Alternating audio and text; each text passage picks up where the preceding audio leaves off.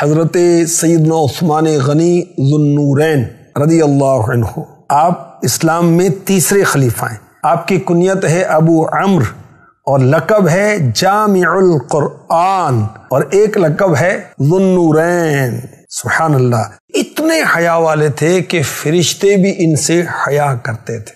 سبحان اللہ۔ عثمان غنی رضی اللہ تعالی عنہ بارگاہ رسالت میں حاضر ہوئے تو پیارے آقا علیہ الصلوۃ والسلام نے کپڑوں کو درست فرمایا اور عثمان غنی رضی اللہ عنہ کو آنے کی اجازت مرحمت فرمائی۔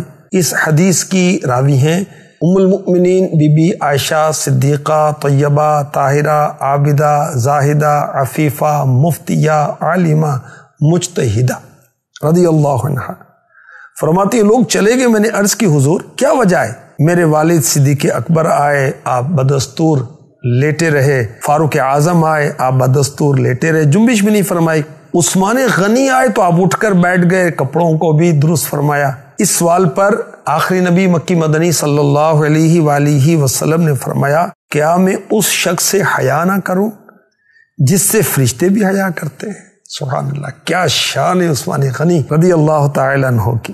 آپ کس قدر حیا والے تھے کہ کسی کمرے میں دروازہ بند ہے تب بھی آپ غسل کرتے ہوئے کپڑے نہیں اتارتے تھے اور حیا کی بنا پر کمر مبارک سیدھی نہیں کرتے تھے۔ میرے آقا صلی اللہ علیہ وسلم نے فرمایا حیا ایمان سے ہے، اور عثمان رضی اللہ عنہ میری امت میں سب سے بڑھ کر حیا کرنے والے ہیں۔ نور کی سرکار سے پایا دوشالہ نور کا ہو مبارک، تم کو ذو النورین جوڑا نور کا۔ میرے آقا عثمان غنی رضی اللہ عنہ فرماتے ہیں جس ہاتھ سے میں نے رسول پاک صلی اللہ علیہ وسلم کے دستے مبارک پر بیعت کی وہ سیدھا ہاتھ پھر میں نے کبھی بھی شرمگاہ کو نہیں لگایا۔ عثمان غنی رضی اللہ تعالی عنہ فرماتے ہیں اللہ پاک کی قسم، نہ تو زمانہ جاہلیت میں کبھی بدکاری کی اور نہ ہی اسلام قبول کرنے کے بعد۔